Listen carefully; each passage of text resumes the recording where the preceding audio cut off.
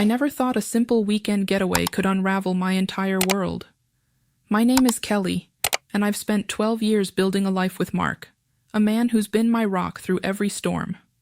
We escaped to a quaint coastal hotel, hoping to rediscover the spark we've lost in the chaos of daily life, but the ocean's whispers and the flickering candlelight at dinner hid a dangerous undercurrent. When Mark's best friend Liam joined us, his charm was a tidal wave, pulling me in ways I couldn't resist. Now, I'm standing on the edge of a secret so dark it could drown everything I hold dear. What did I do in that dimly lit hallway that's left my heart pounding with guilt? And will Mark ever find out? Picture this. I'm standing at the edge of a memory, the kind that feels like a half-forgotten dream, sharp in some places and hazy in others. My name's Kelly, and at 38, I've carved out a life that looks pretty on paper. I'm a graphic designer, spending my days lost in color palettes and deadlines, married for 12 years to Mark, who's 40, and a financial analyst with a knack for numbers I'll never understand. Mark's the kind of man who keeps the world steady, reliable, with a dry humor that sneaks out when you least expect it. Lately, though, I've seen the weight of his work etching lines into his face, stress pulling at the corners of his quiet smiles. Then there's Liam, Mark's best friend since their college days. At 39, Liam's a freelance photographer, single and untethered, with a charm that fills a room and a carefree spirit that's the polar opposite of Mark's grounded nature. The two of them together, it's like watching a storm and a calm sea collide, fascinating and unpredictable. Mark and I, we've been craving an escape, a chance to step away from the grind of city life and just breathe. So, we planned a quiet weekend getaway to a boutique hotel in a small coastal town, a place where time seems to slow down. I couldn't wait to reconnect with him, to find the pieces of us that have been buried under emails and late nights. There's been a subtle tension between us, nothing I can quite name, just a thread of unease I've tried to ignore. This trip, though, it felt like a promise, a way to weave us back together. The hotel itself is a gem, a historic building with ivy clinging to its weathered stone walls, as if it's holding on to secrets from another era. The wooden floors creak underfoot, telling stories of countless guests before us, and the lobby is a cozy haven with plush armchairs and a stone fireplace that crackles softly, inviting you to linger. I could almost feel the weight of our everyday lives slipping away the moment we stepped inside. We checked in late in the afternoon, the air carrying a faint scent of lavender that seemed to weave through every corner of the place. From our room on the third floor, a small but charming space with a wrought iron bed and soft faded curtains, I could see the ocean stretching out endlessly, waves crashing in the distance with a rhythm that felt like a heartbeat. It was soothing, hypnotic even, and for the first time in weeks, I felt my shoulders loosen. Mark dropped our bags by the door, his tired eyes softening as he took in the view, and I caught a glimpse of the man I fell for all those years ago. We had plans for the evening. Liam lives nearby and was set to join us for dinner on our first night. Mark had been buzzing about it for days, eager to catch up with his old friend after months apart. It was just a casual addition to our weekend, and I was looking forward to meeting Liam in person after hearing so many stories over the years. As the evening rolled in, Mark and I made our way down to the hotel's intimate dining room, a space that felt like stepping into a warm embrace. The soft glow of candles flickered on every table, casting golden shadows across the crisp white linens. The gentle clink of silverware and the low murmur of other guests wove a comforting backdrop, like a melody you didn't realize you needed until it was there.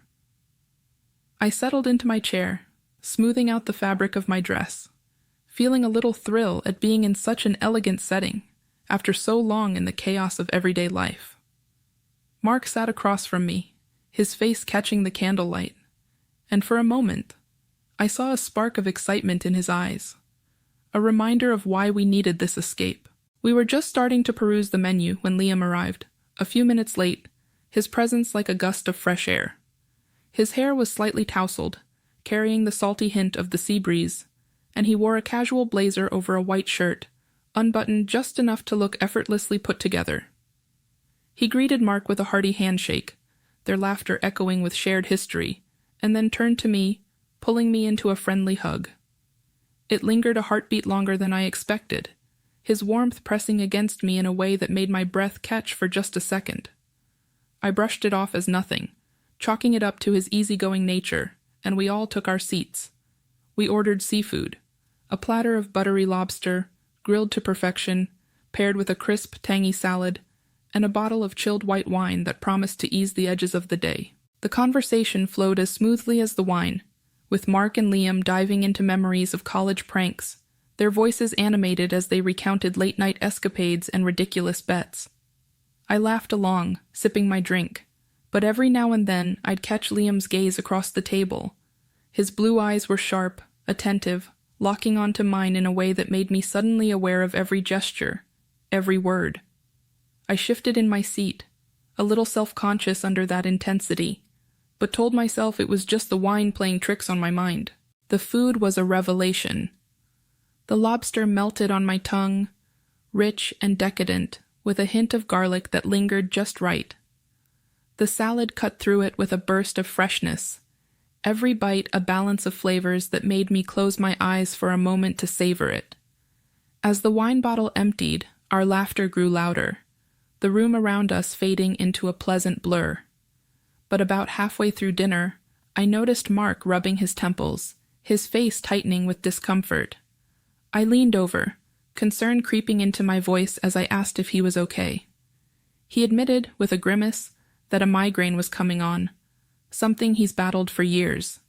He apologized, his voice heavy with frustration, saying he needed to lie down before it got worse. I watched him stand, his shoulders slumped, and I felt a pang of worry mixed with disappointment as he excused himself to head back to the room. Liam and I both offered to go with him, but Mark waved us off, insisting we finish dinner and enjoy the evening. His voice was firm despite the pain etched on his face, and I hesitated, torn between following him and respecting his wish. In the end, I stayed, promising I'd check on him soon. As Mark disappeared toward the elevator, the dining room felt a little emptier, the candlelight a little less warm. Liam and I lingered over the last of the wine, the conversation shifting to lighter topics at first.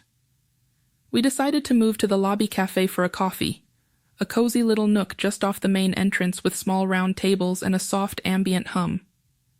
I settled into a chair across from him, the warm glow of a table lamp casting gentle shadows across his face, highlighting the sharp line of his jaw and the faint crinkle at the corners of his eyes when he smiled. His fingers traced the rim of his coffee cup absent-mindedly, a small, unconscious gesture that drew my attention more than it should have. Every now and then, our knees brushed under the tiny table, a fleeting contact that sent a jolt through me, though I tried to ignore it, focusing instead on the steam rising from my own cup. We talked about work, my latest design projects, his recent photography gigs in far-off places. Then we drifted to travel, swapping stories of favorite destinations, and eventually to shared memories of time spent with Mark. I laughed as Liam recounted a camping trip from years back, the three of them lost in the woods with nothing but a broken compass and sheer stubbornness to guide them.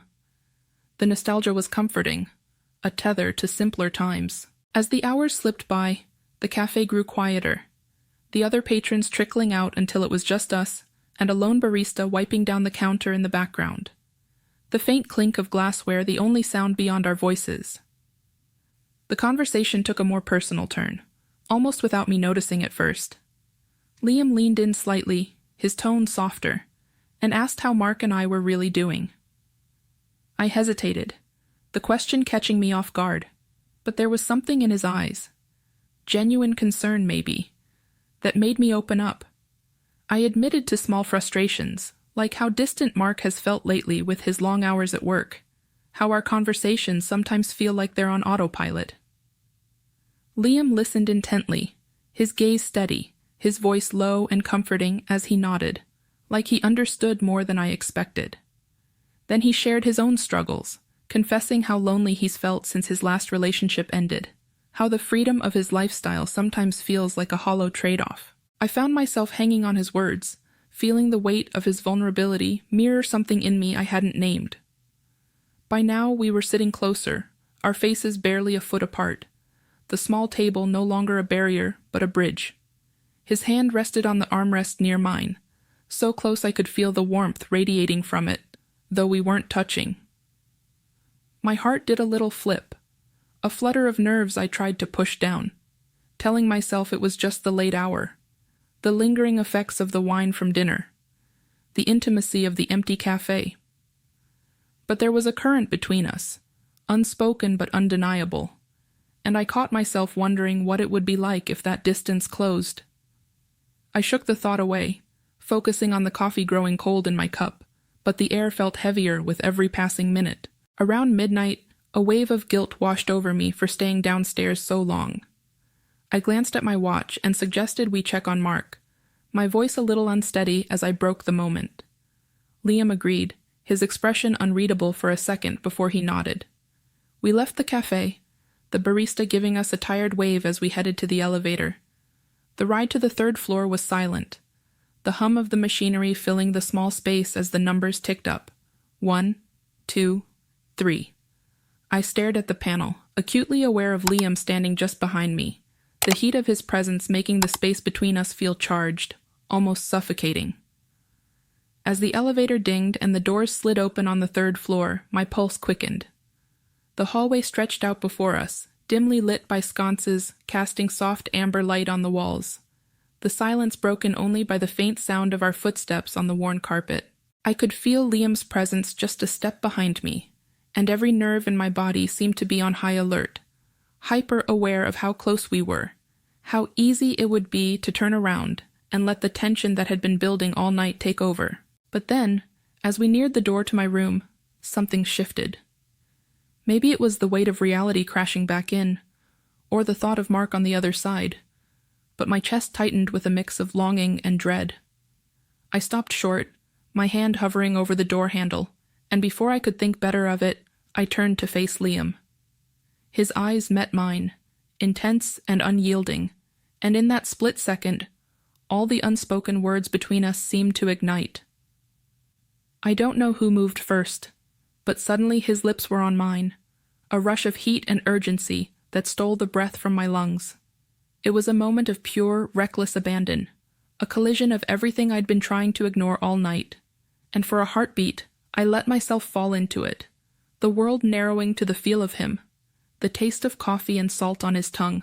Then, just as quickly, reality snapped me back. I pulled away, my breath ragged, my hand flying to my mouth as if I could wipe away the evidence of what I'd just done. My eyes darted to Liam's, searching for something. Regret, maybe, or shame. But all I saw was intensity, a raw, searching look that pinned me in place. His voice was a low whisper, barely audible over the pounding in my ears, as he said, "I've wanted to do that for a long time." The words hit me like a punch, stirring a storm of emotions I couldn't untangle. My stomach twisted into knots, panic clawing at my insides as I glanced toward the door, half expecting it to swing open, half terrified that Mark might have heard the faintest sound through the walls. What if he was awake? What if he sensed something was off the moment I walked in? I stumbled over my words, my voice shaky and thin as I stammered. This can't happen. I love Mark. We can't do this." But even as I said it, I heard the lack of conviction in my tone. The way my protest sounded more like a plea to convince myself than him. I hated myself for it, for the way my heart was still racing, for the way I couldn't fully push away the memory of that fleeting, forbidden moment. Liam took a step closer, his presence overwhelming, his voice dropping even lower as he murmured, "I know you felt something too, Kelly. Don't pretend you didn't."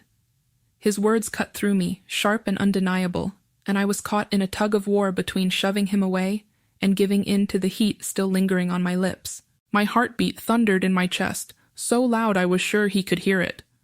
My cheeks burned, a flush creeping up my neck, and the narrow hallway seemed to close in around us, the walls pressing tighter with every second that ticked by.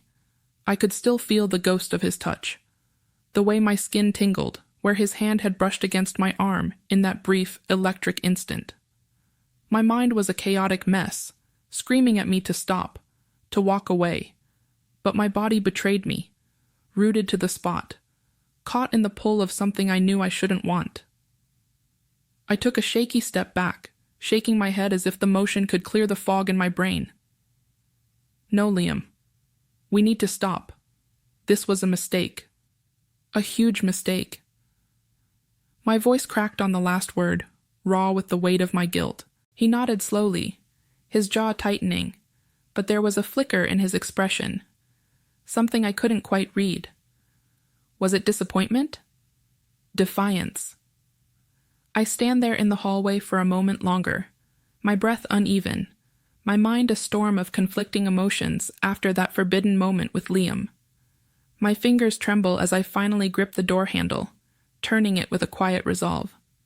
The door to the hotel room opens with a faint creak, and I step inside, the darkness swallowing me whole. The only light comes from the dim glow of a street lamp filtering through the thin curtains, casting long, ghostly shadows across the room. It's enough to see the outline of Mark on the bed, lying on his side, his breathing slow and steady, a rhythm that feels like a silent accusation. I pause in the doorway, my heart thudding so hard I'm sure it'll wake him. On the nightstand beside him, there's a half-empty bottle of water and a small container of painkillers, evidence of the migraine that forced him to retreat earlier. Seeing him like this, so vulnerable, so trusting, hits me like a physical blow, a punch to the gut that steals what little air I have left in my lungs. This is the man I've built a life with, the man I promised to stand by. And yet here I am, carrying the weight of a betrayal I can't undo. I glance back at Liam, still lingering in the hallway, his silhouette framed by the faint amber light of the sconces. His eyes meet mine for a split second, heavy with unspoken words, but I can't face him right now. I can't face anything. I shut the door quietly, the soft click sounding like a gunshot in the stillness, echoing in my ears as if it's announcing my guilt to the world. My chest tightens as I stand there, frozen, listening to the faint sound of Liam's footsteps retreating down the hall, each one a reminder of the line I've crossed. I'm alone now, truly alone, with nothing but the suffocating weight of my thoughts and the sight of Mark sleeping just a few feet away. I move toward the bathroom, careful to avoid the creaky spots on the old wooden floor, each step deliberate and slow, as if I'm walking through quicksand. My hands are shaking as I push open the bathroom door and flick on the light, the harsh fluorescence making me wince. I lean over the sink, turning on the faucet, and splash cold water on my face, hoping it'll shock some sense into me, wash away the lingering heat of that moment in the hallway. The water drips down my chin as I grip the edges of the sink, staring at my reflection in the mirror. I barely recognize myself. My eyes are wide, haunted, like I've seen a ghost. Or maybe I've become one. My cheeks are flushed, a deep crimson that betrays every chaotic emotion swirling inside me. I look like someone who's done something unforgivable, and the truth of that cuts deeper than I can bear. My voice is barely a whisper, trembling as I mutter to myself, "What have I done?" The words hang in the air, unanswered, a quiet confession to no one but the cracked mirror in front of me. My mind replays that stolen moment with Liam, every second burning into me like a brand. The way my heart raced, the way I let myself get lost in the rush of it all. It's a memory I can't escape, no matter how much I want to. I can still feel the echo of it, the way it ignited something reckless in me, and the shame of that realization twists like a knife. I've crossed a boundary I can't step back over, a line drawn in the sand that's been washed away by my own weakness. I think about waking Mark right now, spilling everything, letting the truth pour out of me like poison that needs to be purged. I imagine his face, the confusion turning to hurt, the trust in his eyes shattering into 1,000 pieces. The thought stops me cold, my breath hitching in my throat. I can't do it. I can't bear to see that pain, not yet, maybe not ever. The coward in me wins out, and I hate myself even more for it. I turn off the faucet, the silence of the room pressing in again as I dry my face with I wake up early the next morning. the weight of last night pressing down on me like a heavy fog I can't shake. It's not just in my mind. It feels physical. A tightness in my chest that makes every breath a struggle. The gray light filters through the faded curtains of our hotel room, casting a dull, lifeless glow over everything, as if the world itself knows what I've done and refuses to offer any warmth. I lie there for a moment, staring at the ceiling, the events of the hallway replaying in my mind like a broken record, each memory sharper and more accusing than the last. Beside me, Mark stirs, the rustle of the sheets pulling me out of my spiraling thoughts. His groggy voice breaks the silence, a mumbled "morning" that feels like a dagger to my already fraying nerves. He rolls over, rubbing his eyes, and asks how the rest of the night went after he went to bed. My stomach knots so tightly, I think I might be sick right there. I force a smile, the kind that feels like it's painted on, brittle and fake, and lie through my teeth. It was fine, I say, my voice thinner than I mean it to be. Just coffee and catching up with Liam.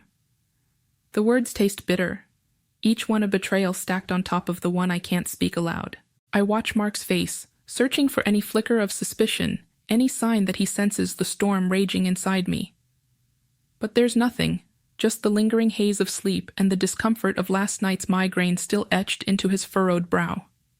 He's more focused on his headache, reaching for the small container of pills on the nightstand with a wince. Relief washes over me, but it's tainted, sour with guilt. I can't sit still under the weight of his oblivious trust. I slide out of bed quickly, muttering something about needing to pack for checkout, anything to keep my hands busy, to avoid meeting his eyes. My movements are jerky, mechanical, as I fold clothes and zip up bags, trying to drown out the noise in my head with the mundane. Every so often, I feel his gaze on me, and I wonder if he can hear the way my heart is hammering, if he can see the cracks in the mask I'm barely holding together. As I shove a sweater into my suitcase, my phone buzzes on the dresser, the sound cutting through the tense quiet like a blade. My breath catches when I see the name on the screen. Liam. The message is short, stark. Sorry about last night. My hands tremble as I read it, the words igniting a fresh wave of panic and shame. I don't hesitate. I delete it immediately, as if erasing the text could erase the memory, the mistake, the moment that's now a permanent scar on my conscience. My thumb hovers over the screen, a part of me itching to respond, to say something, anything, to make sense of the chaos. But I can't. I'm not ready to face him. Not now. Maybe not ever. I shove the phone into my pocket, out of sight, but the weight of that unspoken conversation lingers, heavy as a stone in my gut. Mark and I finish packing in near silence, the air between us thick with things I can't say. We head downstairs to check out, our footsteps echoing in the narrow stairwell, each one feeling like a countdown to something I can't predict. The lobby café, where Liam and I sat just hours ago, looks different in the harsh morning light. It's empty now, the tables bare, the warmth of last night replaced by a cold, sterile emptiness that mirrors how I feel inside. The soft hum of conversation and the glow of table lamps are gone, leaving only the faint smell of stale coffee and the distant clatter of a staff member cleaning up. As we pass the hallway leading to the elevator, the hallway where everything changed, a shiver runs down my spine, cold and sharp. I keep my eyes forward, refusing to look down that corridor, as if avoiding it could make the memory disappear. Mark chats absently beside me about the drive home, his voice a steady drone about traffic and pit stops, completely unaware of. Don't forget to subscribe, like, and comment if you enjoyed this story. This will help us create more engaging stories for you.